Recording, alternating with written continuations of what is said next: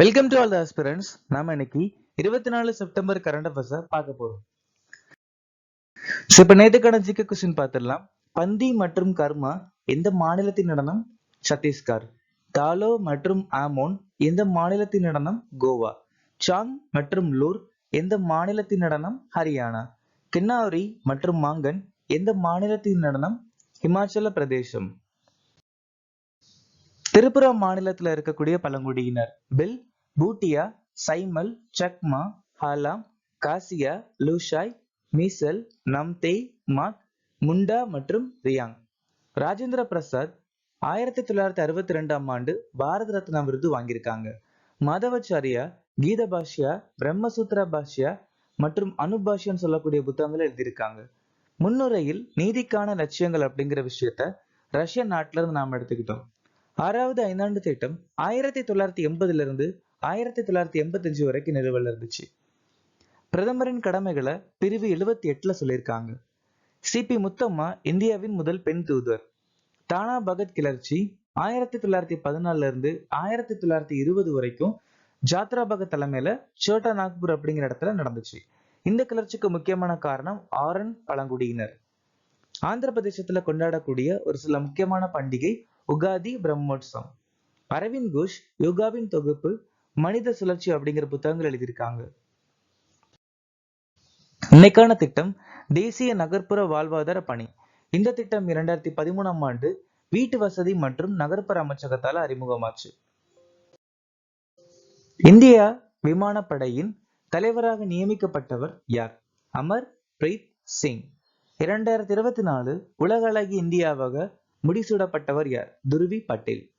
மாநில உணவு பாதுகாப்பு குறியீடு 2024 எந்த மாநிலம் முதலிடத்தை பிடித்தது? கேரளா.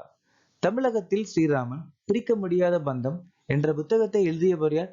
டி.கே. ஹரி மற்றும் ஹேமா ஹரி. எந்த ஆயுதப்படை ஐக்கிய பயிற்சி நடத்தியது? தேசிய பேரிடர் மேலாண்மை ஆணையம். நால்கோவின் தலைவர் மற்றும் எம்டியாக நியமிக்கப்பட்டவர் யார்? பிரிஜேந்திர பிரதாப் சிங்.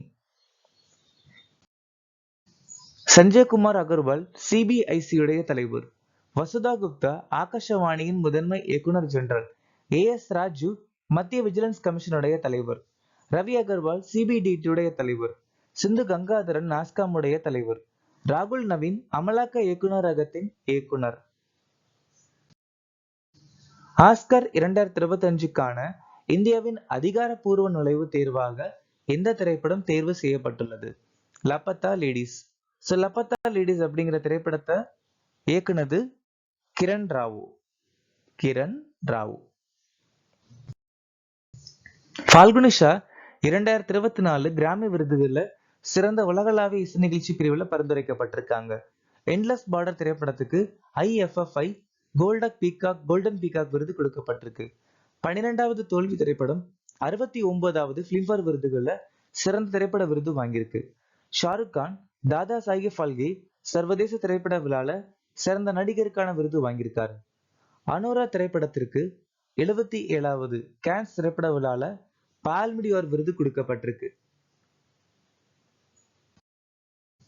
தொழுநோயை ஒழித்த உலகின் முதல் நாடாக உலக சுகாதார அமைப்பால் அதிகாரப்பூர்வமாக அங்கீகரிக்கப்பட்ட நாடு எது? ஜோர்டான். ஜோர்டான் நாட்டுடைய தலைமையகம் கேபிட்டல் வந்துட்டு அம்மன். 2025ஆம் ஆண்டு ஐநா குவாண்டம் அறிவியல் மற்றும் தொழில்நுட்பத்தின் சர்வதேச ஆண்டு அறிவிச்சிருக்காங்க. உலக சுகாதார அமைப்பு வந்துட்டு காபோ வெர்டே நாடு மலேரியா இல்லாத நாடு அறிவிச்சிருக்காங்க. டெங்கு காய்ச்சல் காரணமா சுகாதார அவசர நிலை பிரகடனப்படுத்திருக்கு பெருநாட்டுல. FATF சாம்பல் பட்டியலிருந்து துருக்கி நாடு நீக்கப்பட்டிருக்கு. உலகின் பழமையான சூரிய நாட்காடு துருக்கி நாட்டுல அமைஞ்சிருக்கு. நேபாளத்தின் முதல் ஆரோக்கியமான நகரம் மற்றும் ஆசியாவின் 2வது ஆரோக்கியமான நகரம் துலிகேல்.